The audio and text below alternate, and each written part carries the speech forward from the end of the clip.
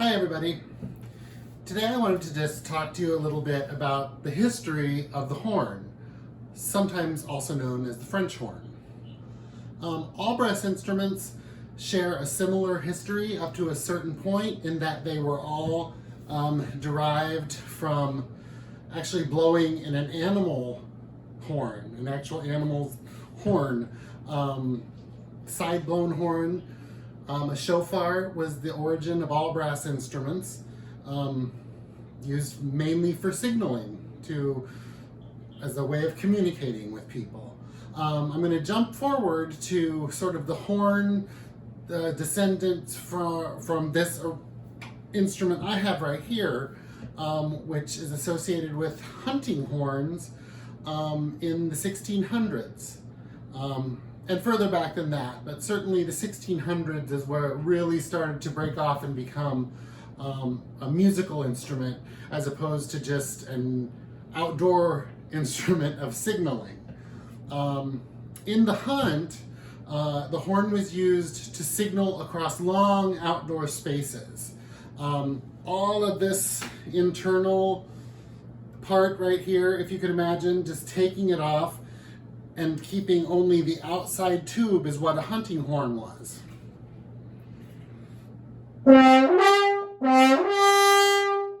Very raw, little bit scary, I suppose, sounding instrument compared to what we're used to today.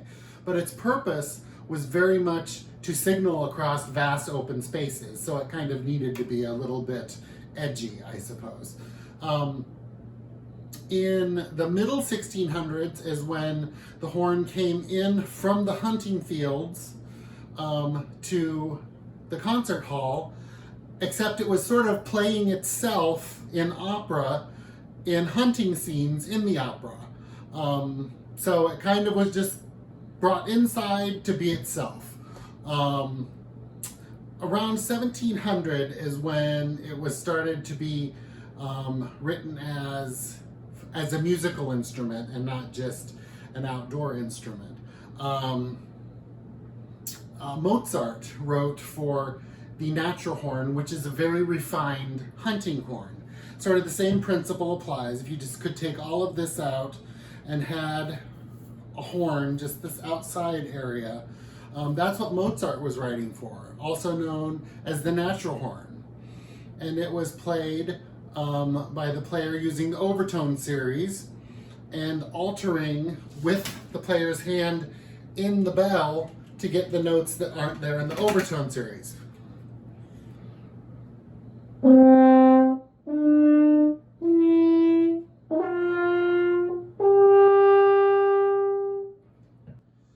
You can hear it kind of makes different timbres and tone color in the middle there.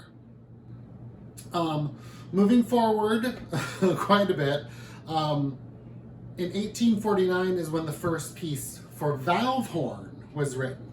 So in amongst this time there were different crooks, which is just a different length of tubing that is added to the horn to make it its overtone series pitched in a different key.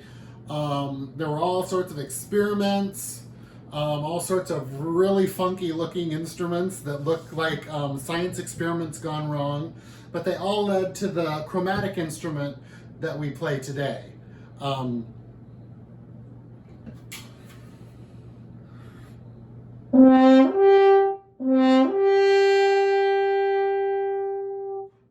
That's me using my valves as I normally would. Hunting horn.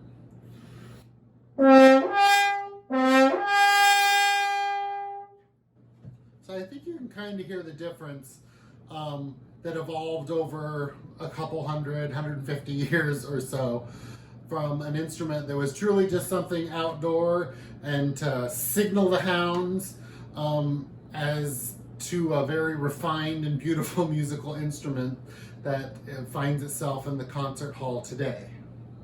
I hope you enjoyed just a very little bit of French horn or horn history. Take care.